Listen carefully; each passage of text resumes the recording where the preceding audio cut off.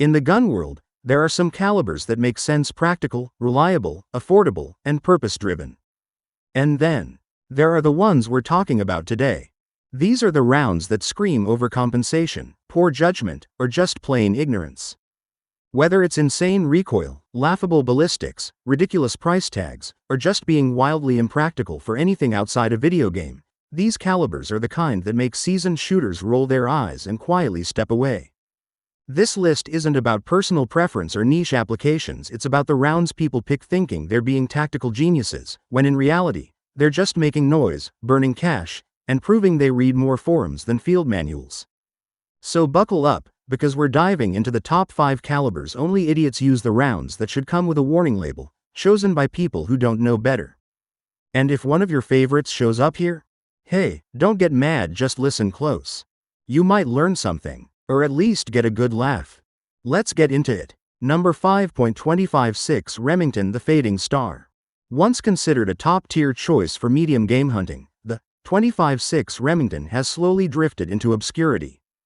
Originally a Wildcat cartridge based on the .36 Springfield case necked down to .25 caliber, it officially entered the scene in 1969 when Remington gave it factory backing. Back then, it was praised for its flat trajectory, low recoil, and impressive speed, especially for long-range shots on deer, antelope, and coyotes.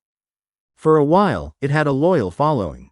But in today's world, the .25-6 feels like a relic.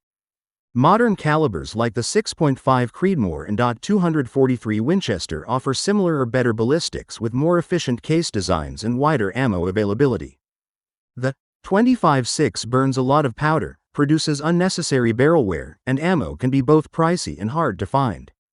It's not bad, just outclassed. The real issue? There's no standout reason to choose it anymore. It doesn't outperform its modern rivals in any meaningful category. Unless you're nostalgic or already own a rifle chambered for it, there's little incentive to join the .25-6 club today. Sadly, this former hunting darling is fading fast, a star dimming in the light of better, newer options. Number 4.32 Winchester Special, the Forgotten Middle Child. The .32 Winchester Special is one of those cartridges that makes you wonder, why did this ever exist? Introduced in 1901 by Winchester, it was meant to offer something special, a step up from the .30 Winchester in power, without jumping all the way to the .35 Remington. But in trying to be the best of both worlds, it ended up stuck in no man's land. Ballistically, the .32 Win Special doesn't offer a huge improvement over the .30, and in most cases, it actually falls short in bullet selection and availability. Ammunition is harder to find, more expensive when you do find it, and modern manufacturers rarely prioritize it. To make things more awkward, it was originally marketed toward handloaders who wanted to shoot cast bullets, but that niche appeal hasn't aged well. The real issue is redundancy. Everything the .32 Win Special claims to do, the .30 already does, and does better, more efficiently, and with way more support. Unless you inherited a classic lever action chambered in .32 Win Special, there's no logical reason to go out of your way for it today. It's a cartridge caught in the past, with little relevance in the modern shooting world. Number 3 7mm8 Remington, the caliber that tries too hard. The 7mm8 Remington has always seemed like it's trying to be the perfect middle ground, a balance between power, recoil, and performance. Introduced in the early 1980s, it's essentially a .308 Winchester case necked down to take a 7mm bullet. On paper, it sounds great: flat trajectory, manageable recoil, and solid terminal ballistics. But in practice, it's a solution to a problem that didn't really exist. The 7mm8 lives in a weird limbo. It's not quite as versatile or widely available as the .308, and it's constantly overshadowed by the newer, trendier 6.5 Creedmoor. Ammo selection is limited, and when you can find it, the price tag makes you wonder why you didn't just stick with something more common. For reloaders, it has some appeal, but for the average shooter, there's no standout reason to choose it. It's not that the 7mm8 is bad, it's just unnecessary. It tries to be a jack of all trades but ends up being a master of none. If you already have one, sure, it'll get the job done. But if you're in the market for a new rifle, there are better, more practical, and more supported calibers out there. Number 2.41 Magnum, the caliber nobody asked for. The 41 Magnum is one of those cartridges that had big dreams but never found its audience. Introduced by Remington in the 1960s, it was meant to bridge the gap between the 357 Magnum and the 44 Magnum, offering more power than the 357 without the wrist-snapping recoil of the 44. Sounds great in theory, right? The problem is, almost nobody actually needed or asked for that middle ground.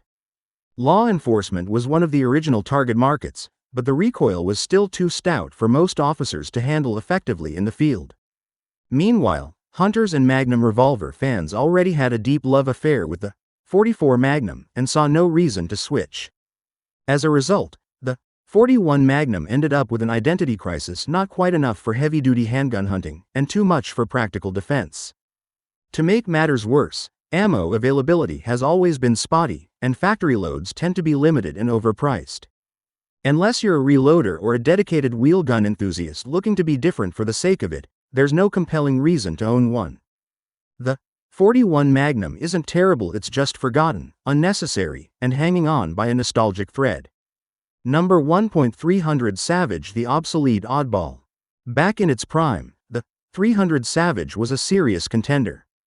Introduced in 1920 by Savage Arms, it was designed to bring near 36 performance to a shorter case, making it ideal for compact lever-action rifles like the iconic Savage Model 99. At the time, it was revolutionary, delivering solid ballistics with a manageable recoil impulse. But that was over a century ago, and in today's world, the 300 Savage is all but forgotten. The problem? It's been completely outclassed. The 308 Winchester came along in the 1950s and did everything the 300 Savage did but better.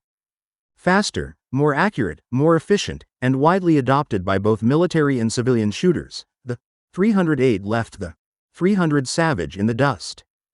Today, finding factory ammo for the 300 Savage can feel like digging through a time capsule, and if you're not a handloader, good luck keeping it fed.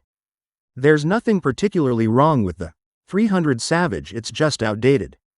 It had its moment in the spotlight, but that moment ended decades ago. Unless you're into vintage rifles or nostalgia for old-school cartridges, there's no real reason to pick one up now. It's the oddball that history quietly moved past.